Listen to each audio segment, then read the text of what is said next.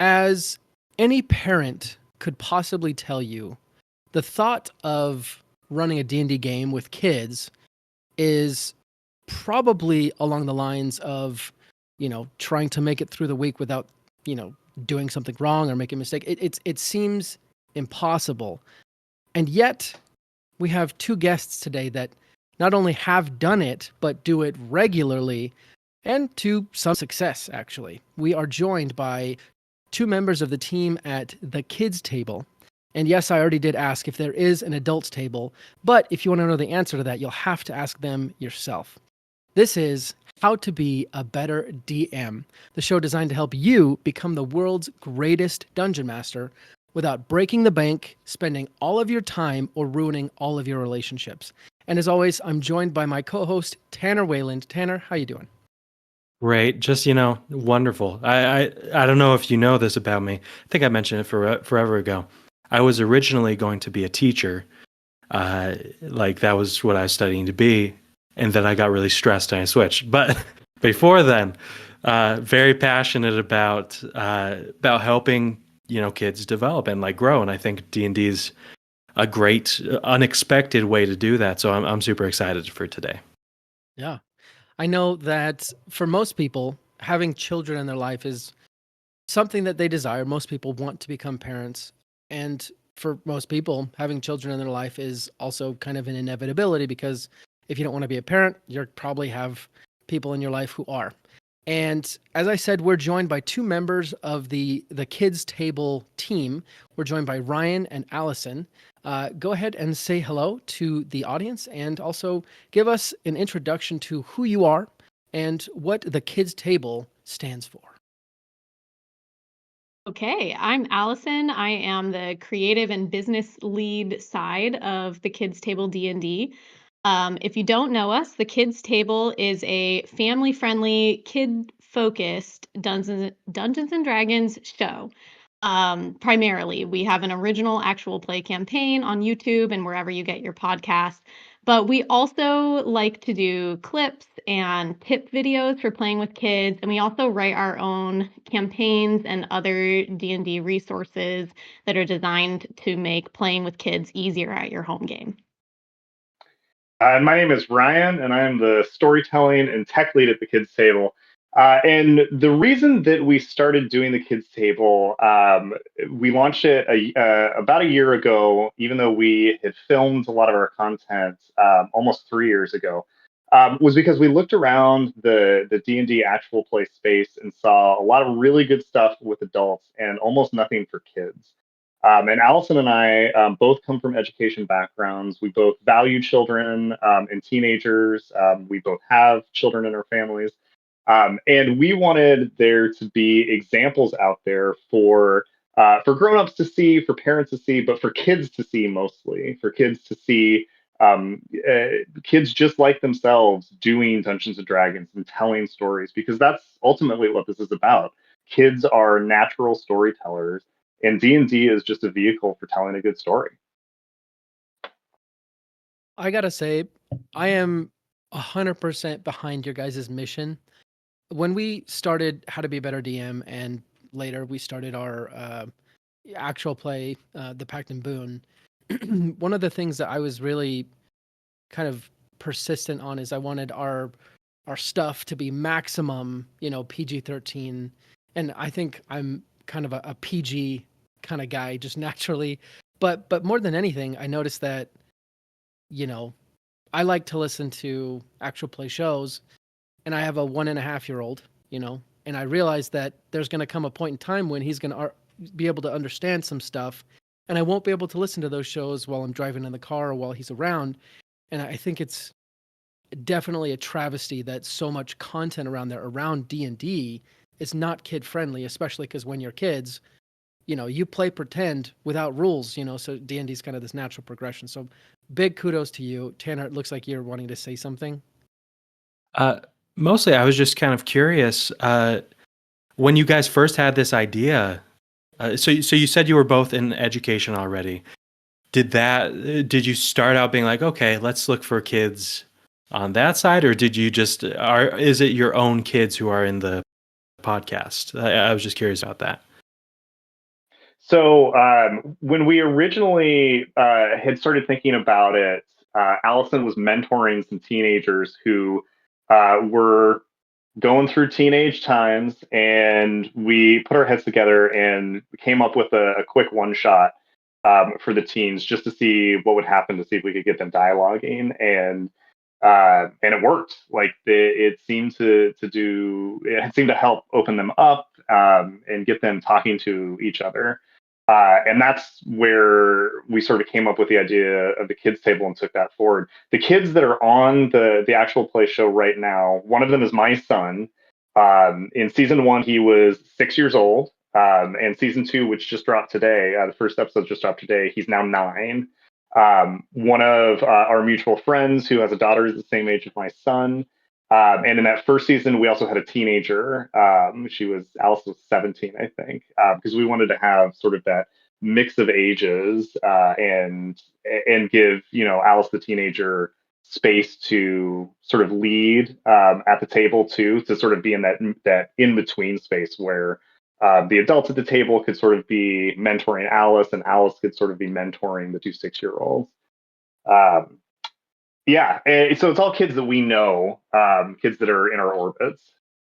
I love that. And so, well, I have 2 questions from that. I'll start out with the mix of ages one, because I think that's interesting. Is that hard? Because like obviously the teenager, depending on how into it they are, like I think teenagers have a great capacity for being like, oh, this is what this is about. But I mean, 6 years old, being with a teenager, like how does that affect how you DM to them? Like, yeah, that's a really good question. I mean, so one of the reasons we chose Alice for season was because she had worked with little kids before, and so she was sort of in a space where she understood what it meant to be around a 6-year-old and to sort of guide them in certain directions. This season, we have the two 6-year-olds are now 9, and Alice graduated and went off to college, and so we found another teenager who's 14, and he's sort of in a mentoring space right now where we're sort of training him to be able to be with kids at the table. So it's interesting to see the difference between Alice and his name's Dylan. It's not that difficult though, because once teenagers are in a safe space, and Allison can say more to this, but once teenagers are in a safe space, they just want to play. Like they sort of start dropping the pretense of high school and middle school, and if they're in a place where they feel like they can be their authentic self, it isn't really all that different from being a kid. I love that. Yeah, I think that teenagers are in a really unique space to be a mentor to children because, I mean, we all remember being kids, elementary school kids, and seeing those teenagers and being just in awe. And oh my goodness, if they ever gave you some attention, just how much that meant to you and how that was so significant, even more than adults giving you attention sometimes. Um, and then, yeah, like Ryan said, on the flip side, kids as they're growing into teenagers, it's kind of an awkward space because some people treat them as adults, some people treat them as children, but they're kind of their own unique thing. So as they enter adolescence, they start to feel like they have to separate themselves from children, so they're not treated as children anymore. So at that stage, usually they kind of push away from any like kids' stories, kids' games, kids' activities. But Ryan's right. Yeah, once they hit a certain age and have started to discover their own unique identity and have a little bit more confidence in that, they kind of return to thinking that, like, from in the right environment, that kid stuff can be cool. Like some of the teenagers that I worked with, it wouldn't not really work in middle school, but in high school, sometimes I'd be like, okay, like we're gonna remember when we were little kids, and I'm gonna read you a bedtime story, and everyone's gonna lay on the ground, and I'm gonna hold open the book like when you were in kindergarten, and they would like that to kind of have that moment at a certain stage. So yeah, there's definitely a good cohesion between kids and teenagers. I love that. Tanner, I think you said you had 2 questions, or You go first. I've got 1,000. Perfect. You go. So, I do have a question, and it's funny because I said we were going to do a warm up, but you know what? We're just going to skip the warm up. So you said with the teenagers you first started working with, you wanted to get them dialoguing. And I think that was really interesting. Can you tell me a little bit more about what you mean specifically with that? Yeah, so teenagers, not all teenagers, but a lot of teenagers put up a front, right? It's hard to live into who you actually are, and it's scary to discover who you are too. And that's part of the work of being a teenager, right? Is understanding your place in the world and your place against the world, and where those edges match and where those edges have friction. And so it's really easy for some teenagers to build a wall, build a mask where they can't, or where they choose to engage in a specific way, right? That may not be their authentic self, but may be the way that they think they have to engage with the world. Getting those teens around that first table was really enlightening. I will say I found it frustrating. Allison is the teenager person, and I'm the kid person. So I just wanted to be like, guys, what is happening right now? Like we set up a puzzle where they had to cross a river, and they had an NPC with them that they wanted to protect. And one of the teenagers decided to just boot the NPC into the river, and I'm like, what is happening right now? And Allison very calmly DMs just this very beautiful rescue of the NPC. Um, but ultimately, what it led that group to do was break down some of those barriers. And I mean, Allison can talk about this more, but it helped them through the medium of play uh, take some of those walls down just a little bit, so they could see each other's authentic selves. Go ahead, Yeah, Allison. they What was were, that? that particular group had been really close for a lot of years and had been involved in like a lot of our leadership programs. And they were at that age. It was, I think it was somewhere between eighth and ninth grade is what it was. And at that age is like really a big shift, and people tend to drift apart. And we were really kind of trying to make a move to try to keep them together. So that was really, really what was going on there. Yeah. That makes sense. So Yeah. I think the main reason I was interested in that is because um, with D&D and its sort of storied, more or less, history, it, for people who've never played it, it can have sort of a lot of connotations. And I think the idea of breaking down these walls and getting people to not just play, but like commit to the game, kind of invest themselves, I think that is a very common challenge with DMs worldwide. With any group, you can have one player who's just, for whatever reason, they're just not into it that day. Um, so what do you think it takes to get those walls to come down a little bit and get people to sort of relax and just kind of invest in the game?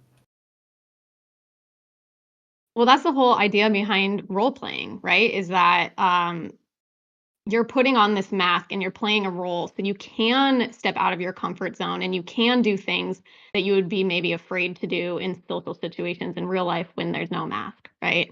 And that's why it's so great for teenagers as they're kind of trying on these different identities and they're learning new skills, especially social skills. They can take those little risks in a very low risk type of setting, because if the NPC doesn't like their character, that doesn't affect their real life that much as it would if a person at their school didn't like them, right? So it's a good way for them to kind of try on roles, to grow their confidence and figure out what they're good at, and figure out the skill of relying on others for things that maybe aren't your strength and some are somebody else's strength. So we really are a big proponent of D&D as a developmental support tool in the areas of like critical thinking, collaboration, creativity, communication, confidence. There's so many different things that the players can exercise in the game that's actually impacting their real world life and growing those real world skills. And I'd say too, one of the rules. So we've got three big rules at our table, and one of the rules is we play this. It's a game, and it's supposed to be fun. And when it stops being fun, we stop playing the game. And it gives the kids at the table the ability to opt out if they're not feeling it. And that's been huge for us because with the 6-year-olds 3 years ago, there was a situation where Chloe, who this was the first time she'd ever played D&D, she made a bad roll, and that's all it was. Like she failed a roll, and that just crushed her, like her little 6-year-old heart. It just absolutely crushed her. And we stopped the game, and we stopped the video, and we said it's just a game. That's okay. If you don't want to play anymore right now, we can come back to it later. And that gave her the space to take a breath and take a walk around the house and then come back and sit down. And I'd say for teenagers it's the same thing. If they feel like they're being made to do it, they are going to resist it 9 times out of 10.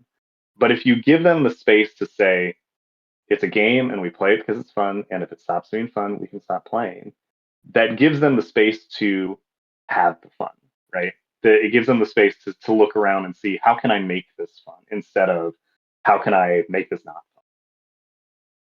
And one thing you touched on there, Ryan, that I want to point out is with those, like, taking those risks and the choices that your character makes, you can blame your failures on the roll, right? Yeah. It's not like I failed at trying to make friends with someone. It's like, oh, I rolled a natural one, So it makes it less personal. Exactly. Yeah. I was curious because you were talking about that role playing and how it kind of frees them up. I wonder, are there some kind of skills that you almost need to prime them with? Or like that you need to discuss and be like, hey, role playing, like what does that look like? Or do you kind of count on them to passively pick that up as you create an environment with your DMing? Yeah. So with young children, at least, the role playing at the table is essentially just them. So my son is playing a dragonborn, but it's really just him. Like he's the one sitting at the table. He's the one providing the voice. He's sometimes using Sixtail's name, but mostly it's just him at the table. Which is fine, right? Yeah. That's a developmental thing for kids. They can't necessarily bifurcate that, but kids are natural storytellers. Kids will run around doing imaginative play all the time, so you don't necessarily need to prime them on how to imagine. More, what you need to do is help them learn how to imagine together, right? Kids are egocentric. Even teenagers can tend to be egocentric sometimes. And so it's as much helping them understand that what they're saying is just as important as what somebody else is saying. And the way that that person is playing their character needs to impact what they're doing too. So if you want to go this direction down the cave, but your friend wants to go this direction down the cave, you don't necessarily need to split the party. You need to have a conversation. And so that's part of the role of the DM, is to draw them more into that critical thinking process than it is necessarily even to help them role play. Because again, kids are just going to want to tell a story. Yeah, I was curious about that because I love that you're like, hey, the DM needs to be the one to facilitate that.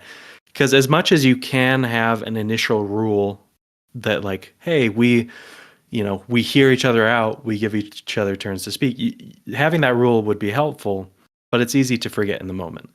And so I think being like, okay, I've heard you, now what is your character's thing? I think that's a great, I mean, it's an important skill for DMs to do with adults, but for kids, it's literally a skill you're teaching them for the first time in many ways, right? And on that note, do you feel like there's any other, I don't know, skills that that kids can pick up from D&D that's useful in everyday life? I think one thing that I've had to kind of break down a little more than I anticipated when I play with kids is just decision making. D&D tends to be like a sandbox style game where a DM with experienced adult players would say like, what do you guys want? Here, you're in this town. Here's the map of the land. What do you guys want to do? And it's pretty open. But if you present that to a kid, they're not even going to know what the options are for what they could possibly do. So one thing that we like to do with new kid players is give them a few suggestions. And if they come up with something totally different, fine. But that just kind of gets them started, gets the ball rolling with ideas for decisions that their character or their team can make. Did you have something else, Ryan? Yeah, I'm trying to think. I feel like knowing what's on your character sheet is also just really hard for a kid. Like, and that's a skill that they have to develop too. Because depending on the age of the kid, right, a typical D&D character sheet is just going to be completely opaque for them. So we've created a simplified character sheet that we use for kids, but even for like some young children, right, if they're early readers or if reading is something that they're still learning, struggling with in school. One of the things that we do as DMs is we have their full character sheet behind the DM screen. So we can sort of lead them on a process and for the first couple of sessions, just say, what do you want to do with this situation? Here's the situation. What do you think you would like to do? And then we figure out the mechanic part of the roll of the dice, right? So, okay, so that would be a perception check or that would be a strength check, right? We're not requiring them to come up with those sorts of ideas. We're giving them the opportunity to say basically whatever they want. And then we're putting onto what they say the D&D mechanics. And as we go on, like you can watch the first season and you can watch Beckett and Chloe sort of grow into this. By the end, they know the checks that they want to make. I want to make a perception check. I want to make a stealth check, which is language that they didn't have at the very beginning. And so that helps give them that language, that shared language for the table. But it also feeds back into what Allison was saying, that decision-making process, because then they have a toolbox that they can draw from rather than just sort of come up with it. I think one thing that is just impressing me so much right now is how both of the things you just said are things that apply extremely well to a new adult players as well, yeah. Right? What do you want to do? What can I do, right? Well, no, just worry about what you want to do and then I'll help you. I think that method is one of the best ways to help people just enjoy D&D in their first session and then kind of dig deeper. And I also liked what Allison said about the decision making. We've talked on this podcast a lot about player choice and railroading and sort of the spectrum there and the pros and cons and all that jazz. But I really liked sort of the principle behind what Allison said of understanding your players and where they're at, and then offering the field of choice based on where they're at, right? So for kids, they're new and making decisions is kind of hard, and honestly, for some adults, it's kind of that way too. I think that giving suggestions or here are some options or honestly just limiting what they can do, right? You can do this or that. What do you want to do? Excellent things that you guys have said. Kind of going back, so D&D, you guys use D&D as this developmental tool. You guys are educators, which, my mom and dad are both teachers too. So I know the schooling you guys have gone through and the ongoing education you guys do every year. For average everyday Joes like me who are just parents, how can we turn D&D into a developmental tool without necessarily having all the education that you guys do? I think just pay attention to where your kid is at and what they are working on. What are some skills that they need to work on strengthening in the real world, and just figure out ways to present those as opportunities in the game. It really is just a shared story that you're telling together, which, many parents practice even with toddlers at bedtime. I'm going to tell a story and then the kid interjects, can the wizard have a unicorn and a sword? Sure, okay, So you really kind of start the foundation level of telling a story together quite early, and you both kind of get better at improv as you go and are able to, I think, incorporate things that they're focused on. There's also a ton of resources and more all the time for really, it's kind of more framed as educational TTRPGs out there that are being used in schools, that are being used in libraries, that are being used in special needs programs. So there's a lot of resources out there that can kind of start to give you ideas of how to incorporate like literally any subject. That I saw a TTRPG that was teaching kids about photosynthesis. So you can pretty much incorporate anything into your story. That makes me think of the Magic School Bus. Yep, Where same thing. Yeah, which is super cool, to be honest, but that is amazing. One other question I had, kind of along the lines of, as a parent, does playing with mixed ages change at all if the players are all siblings? Sibling dynamics can either be very great or very difficult, depending on the day or the phase of the moon or what side of the bed they woke up on, right? Like, that can be difficult. But I would say that it's less about the mix of ages and more the mix of personalities, right? It's not necessarily that you are. So Beckett is 9 now, and I have a 6-year-old son named Oren, 5. He's 5. And when we play with the two of them, one of the biggest difficulties that we encounter is the competition between the two of them, right? If one makes a good roll and one makes a bad roll, the one that made the bad roll is just madder than all get out. And so we have to work on the cooperative element of the game much more than I usually do with mixed age groups that aren't siblings, right?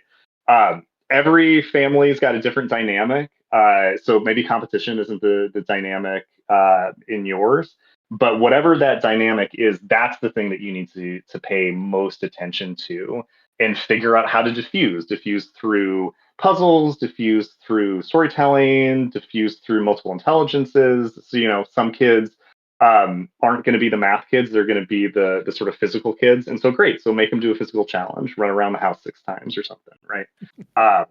Yeah, it's a dynamic thing more than an age thing, I'd say. Kind of along with that. So recently, over the Christmas break, I got to see my nephews, and them and a couple other family members wanted to do D&D, and these were all basically new to the game. And my nephews one was 10, one was 12. And it was interesting because I realized that my normal method of prep could have used some work. Because for example, the 12-year-old, like, he actually, like, near the end, he was really getting into it, and I loved that. The 10-year-old, I realized, I was like, man, I think I needed to do maybe fewer encounters and more like puzzles and stuff where, like, he's not waiting his turn because his, like, attention just, like, shifted often, And I was curious, have you guys found that you need that what you prepare or the types of stories you tell are different with kids, or like how does that preparation differ?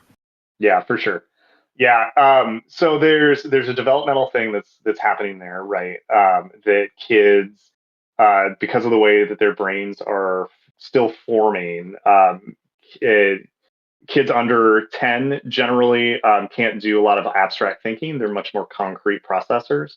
And so that's where puzzles really are helpful for elementary age kids all the way up to age 10, sometimes 11 and 12. So not just mind abstract puzzles, but physical things on the table. So like a literal puzzle that they have to put together, or something that they have to build out of Jenga blocks. We did a Tetris thing and what are those called? Tangrams. We did a tangram puzzle once, and that was really good for that age group. limiting the number of encounters is also pretty helpful.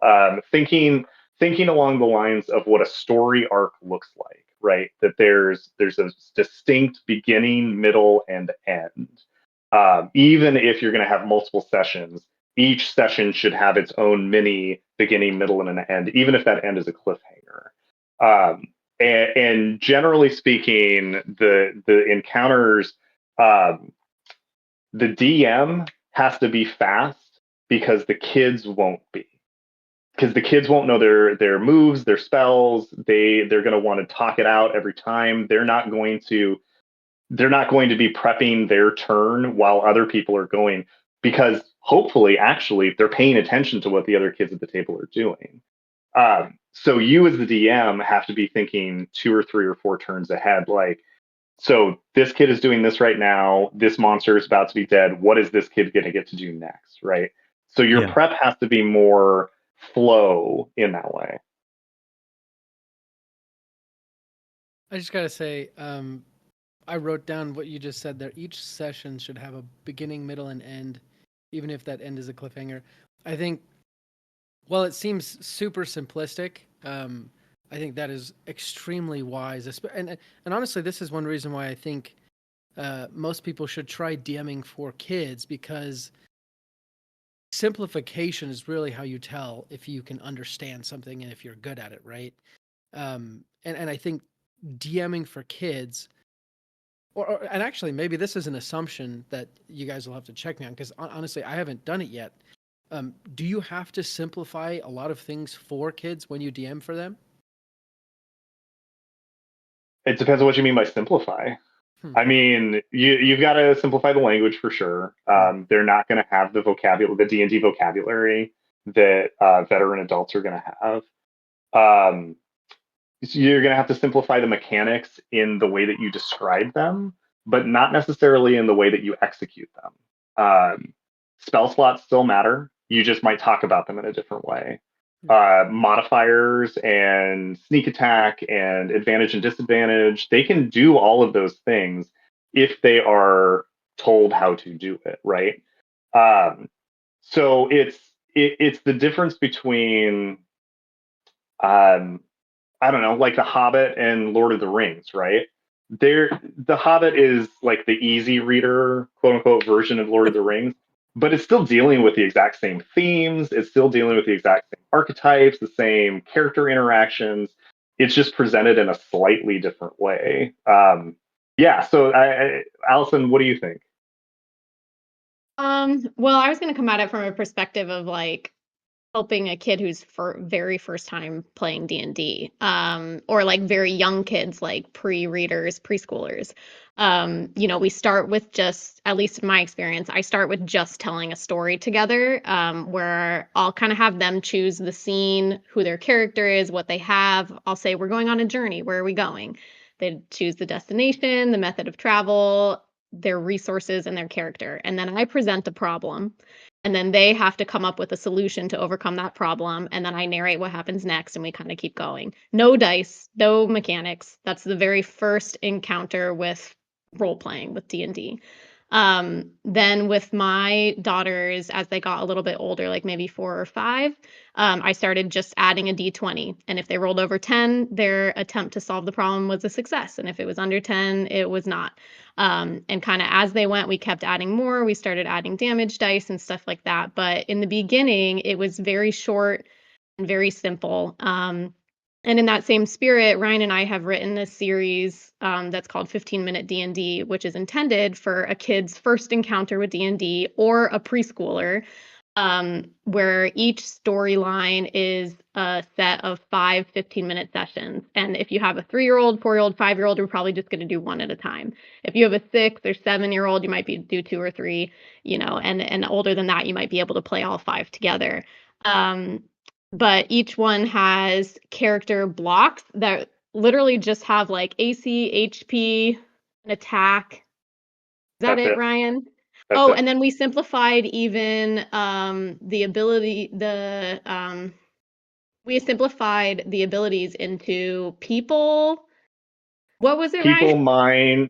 mind, and body, right? So we combine strength and strength, dexterity, constitution into the body score. Charisma was people, and intelligence and wisdom was mind, and we just gave it the very simple language and the same number modifier. Love Yeah, that. to make it really easy. So they just have a little square with a couple numbers on it, and each scenario is 15 minutes long, and there's always an option for a battle or a way to get out of it because some kids have to kind of get into that fighting Yeah, mindset. yeah, And then there's always a puzzle that meets a different type of intelligence throughout the storyline. So, like Ryan said, the physical kids will get up. One of them actually has a game of dodgeball that impacts the game. And puzzles or building towers or whatever. So that's kind of how we got started, slowly adding more and more elements as we go. Wow. See, that's like exactly what I'm talking about. Because, I think with all the complications that adults add in, we often forget about the fundamentals. And that's exactly what you're talking about there. You start with what is most important, which is the story. And then as, the child progresses, you add in the second most important part, which is sort of the challenge or the feeling that there is something at stake, right? Like that's why we read books, because we get invested and we're like, oh, what's going to happen? And I overall, it's just really, really, I'm infatuated by the concept of simplicity.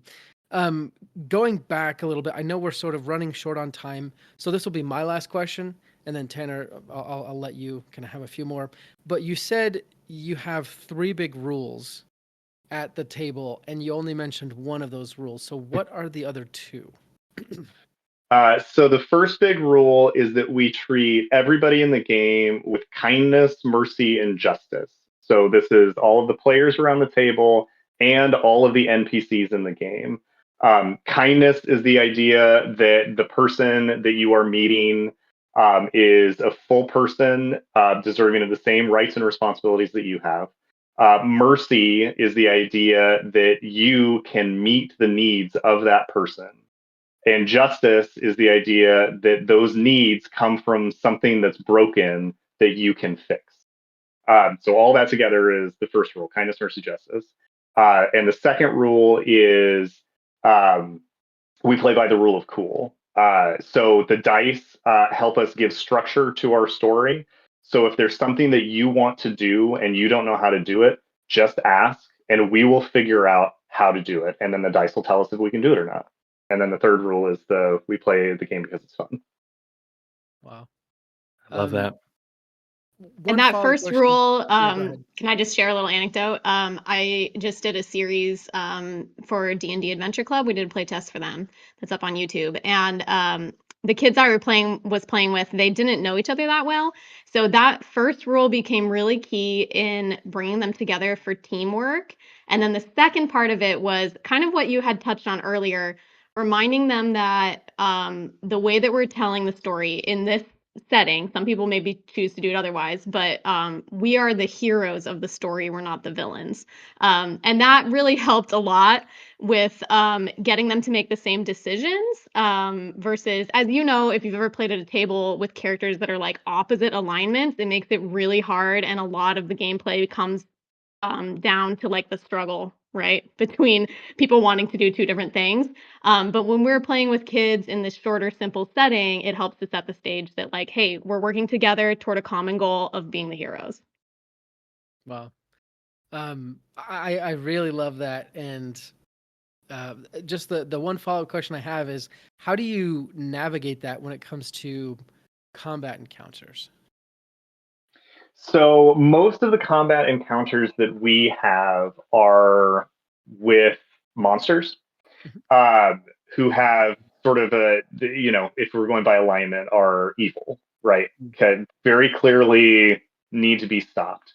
The couple of times we've had combat encounters that are a little bit murkier are intentional, right? To give the kids the option or the ability to confront what is happening in a different way. For instance, one of the battles that we had in the first season, Allison's character V got captured, got taken away, and because Allison couldn't be there for a couple of sessions, so we wrote her out and then wrote her back in. But when she came back, she was being controlled by the big bad guy. She had this big collar on that was making her making her attack her friends. And so the encounter became not let's kill our friend. It was how do we free our friend, turn by turn. What are the ways that we can get this collar off her, or stop the wolves that are with her, or whatever it is? Um, so we try and make it a little more black and white with some of that stuff, just because it's easier for a kid who's in that concrete mode of operations to be able to sort of understand. Yeah, And I I try to like. make it really clear with our enemies, whether they are just going to be bad no matter what, and you only have one choice, or if they could maybe be convinced to become allies. I try to make that a little more clear than I think it usually is in adult games. Interesting. Yeah, that makes a lot of sense because already with like adults, it's hard to kind of wrangle them, make sure that they're, not just deciding to go all murder hobo on everybody, right? Right. But with kids, it's like, hey, we can avoid that and also avoid all the kind of tug and pull between the different party members if you're just like, hey, you're supposed to be the hero. I'm kind of signposting pretty hard about like, no, this is a bad guy. Or I like the example of the controlling collar kind of thing because you're like, hey, this is an encounter, but here's your objective, and I'm going to tell you the objective instead of. And I think that's something that we could do better with adult games too, because sometimes it feels like, oh, as soon as it's roll initiative, everybody's just like, well, I guess we're killing, instead of being like, hey, this is what you're trying to do. Now, if you need to kill someone, cool. If you don't, this is the primary objective. Being explicit that way, I think, helps a lot, and certainly with kids. But you could definitely port that to adults. I was very curious as we've been talking about this, because obviously our whole podcast is about how to be a better DM. Have any of the kids expressed interest in being DMs themselves? Yeah, for sure. My son Beckett has expressed interest in being a DM, and we've sort of toyed around with that a little bit. He and I and Oren have told some stories where Beckett kind of gets to take the lead, and then I kind of take it back away from him because brother's not getting to play, right? I think that Alice too has expressed being a DM. Yeah, it's really cool because they love this game so much. They love the process of telling a story so much, and we have made it so easy and so fun that they think, yeah, I can do this, which is great because they can. They absolutely can. Of course. And that's the best part of it, right? Is giving kids the tools to do it on their own and to be their own storyteller. And what kind of tools or advice, I guess, or help do you feel like you need to give them? Do you feel like they just picked it up as it was, or for the ones who have expressed interest, have you been like, yeah, that's a great idea. Here's what you can study or look at or prepare? So I gave Beckett a couple of months ago the player's handbook and the DM's guide and the third book that I can't remember the name of right now. Whatever the third book is. Monster Manual? Monster Manual. Thank you. The Monster. Yeah. And he's just been like riveted. Like he's asking me questions about what does this mean? What does this mean? What does this mean? Um, and I would say one of the most important things that you can ever say to a kid is I don't know when they ask you a question. Because it gives them the permission to not know something and to find it out together, right? I feel like sometimes it's very easy for the DM to seem like the all-knowing, behind the screen, right, Wizard of Oz sort of character.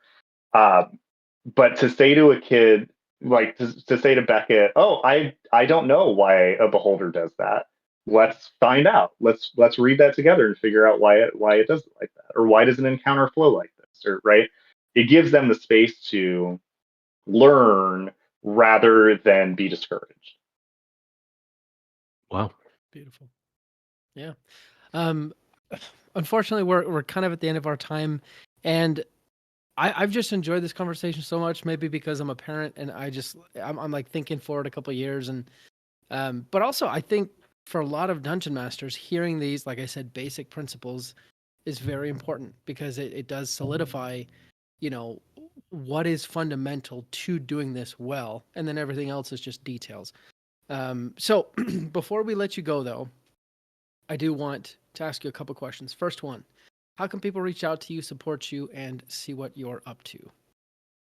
Yeah, you can find us at the Kids Table DnD on pretty much any social media. The main one for us is YouTube because that's where our full episodes of our original actual play campaign with kids at the table can be found. But we've also got clips and tips on Instagram, Facebook, TikTok.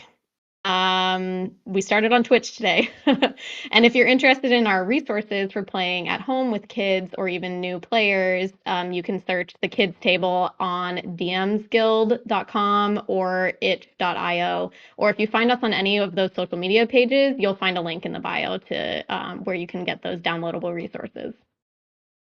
Excellent.